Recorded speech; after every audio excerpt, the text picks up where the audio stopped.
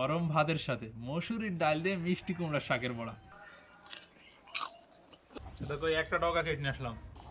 ওমা, মসুরির ডাল বাটছো, মসুরির ডালের বড়া বানাবা নাকি? হ্যাঁ বাপ, ডাল ভেজে দিলাম, বেটি বড়া বানাবো। তাহলে এক কাজ করি, কি কাজ? তুমি তো বড়া বানাবাই, হ্যাঁ। আমি কটা বানাই থাকি, মিষ্টি কুমড়ো শাক তুলে নিয়ে আসি, মিষ্টি কুমড়ো শাকেরও বড়া বানাতে। আচ্ছা ঠিক আছে, যাও, তাহলে তো ভালোই হবে। তাহলে গেলাম আমি। যাও।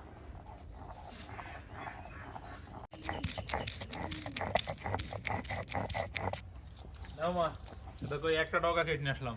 এই ইতে জাহাজ হয়ে যাবে না এই পাতাতে? হ্যাঁ হ্যাঁ, হয়ে যাবে, তুই দাও, আমি বেটে নিই।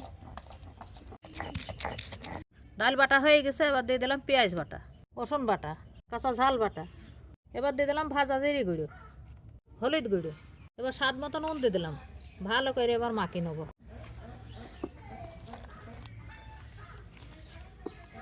ডাল বাটা হয়ে গেছে, কুমড়ো শাক গুনা ধুই নিয়েছে, এবারে গুঁড়ার অংশটা কেটে বাদ দিয়ে দেবো, না হলে সেদ্ধ হবে না।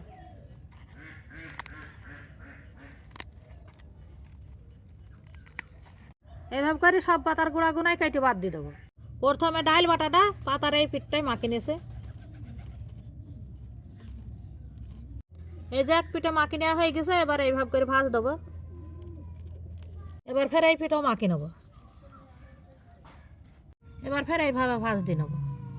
এবার ফের এই পিঠাও মাখিয়ে নেবো, ফের আর একটা ভাজ দিয়ে নেবো মাছ বরাবর। এবার ফের ওপর পিঠে মাখিয়ে নিয়েছে,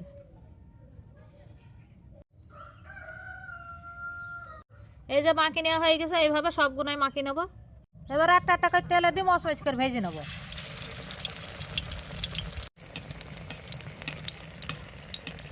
ভেজে নেওয়া হয়ে গেছে, আবার তুলে নিচ্ছে।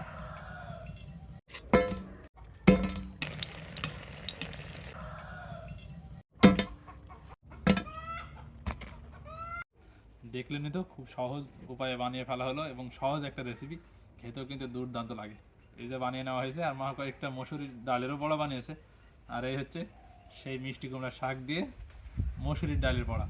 এবার খেয়ে দেখা যাক। বিসমিল্লাহ।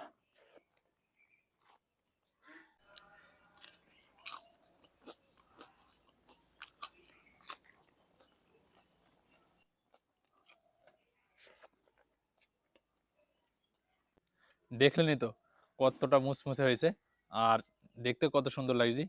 আমার সাথে খেতেও বেশ দারুণ লাগে। কে কে পছন্দ করেন এইভাবে মিষ্টি কুমড়ার শাক দিয়ে? এটা শুধু মিষ্টি কুমড়ার শাক না, লাউ শাক দিয়েও বানানো যায় মসুরির ডালের বড়া। তো আমার সাথে বেশ দারুণ লাগে। আপনারা অবশ্যই কমেন্টে জানাবেন কার কার পছন্দের এই বড়াটি। আর ভিডিওটা এখানে শেষ করে দিচ্ছি। দেখা হচ্ছে নতুন কোনো ভিডিওতে। সবাই সুস্থ থাকবেন, ভালো থাকবেন, সবাইকে জানাই আল্লাহ হাফেজ।